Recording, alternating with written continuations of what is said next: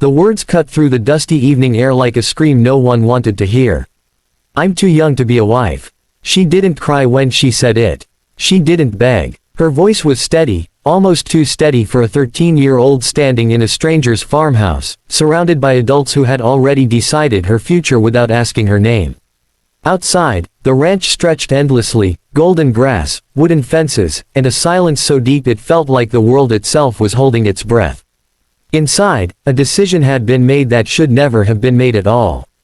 And somewhere between fear and bravery, a child spoke the truth that would change everything. The rancher was known as a quiet man.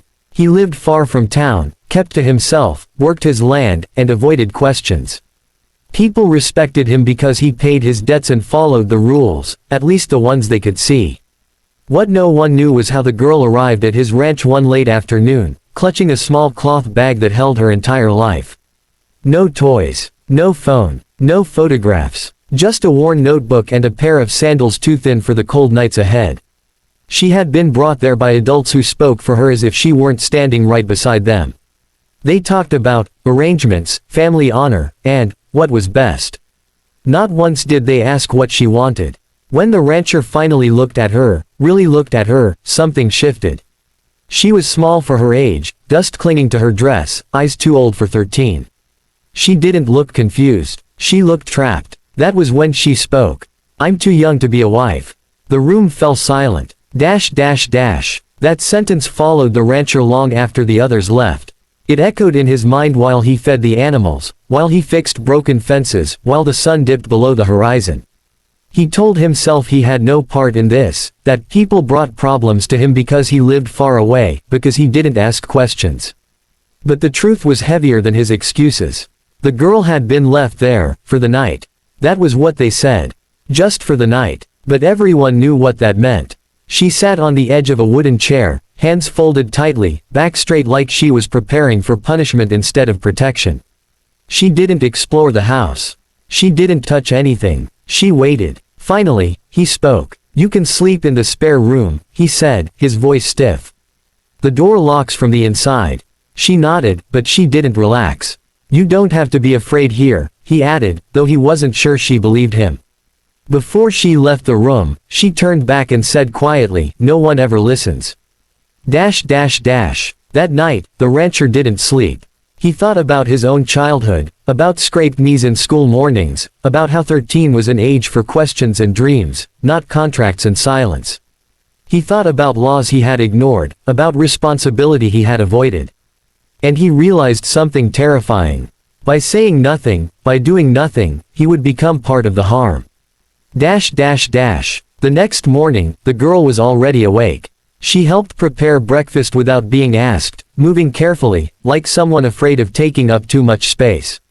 When he asked if she wanted to go outside, her eyes lit up for just a second before dimming again. "I'm not allowed," she said automatically. "Allowed by who?" he asked. She didn't answer. Instead, she asked a question of her own. "Do you think I'm wrong for saying you're too young?"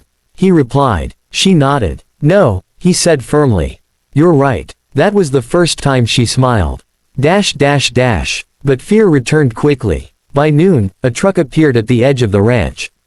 The same adults had come back, impatient, irritated. They spoke about delays and promises. They didn't look at the girl once. The rancher felt his chest tighten. "She's staying here," he said.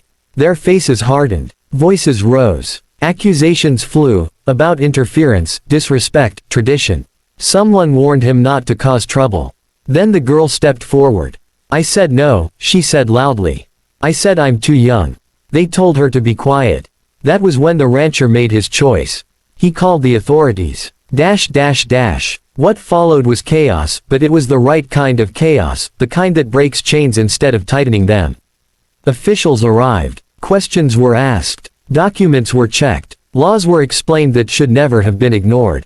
The adults who brought her there argued, pleaded, and finally fell silent. The girl stood beside the rancher the entire time, shaking but unbroken. When it was over, she was taken somewhere safe. Somewhere with teachers, with counselors, with other children who laughed too loudly and argued about small, ordinary things. Before she left, she turned to the rancher. Why did you help me? She asked. He swallowed hard. Because I should have done it sooner. Life didn't return to normal for either of them. The rancher faced criticism from people who believed silence was easier than justice. Some stopped speaking to him altogether. But for the first time in his life, he slept without regret. As for the girl, healing wasn't fast or simple. There were nightmares. There were moments when fear returned without warning. But there was also school, and books, and art, and the slow rebuilding of trust. She learned that her voice mattered. Years later, she would stand in a room full of people and tell her story, not with anger, but with strength. She would repeat the sentence that saved her. I was too young to be a wife. And this time, everyone listened.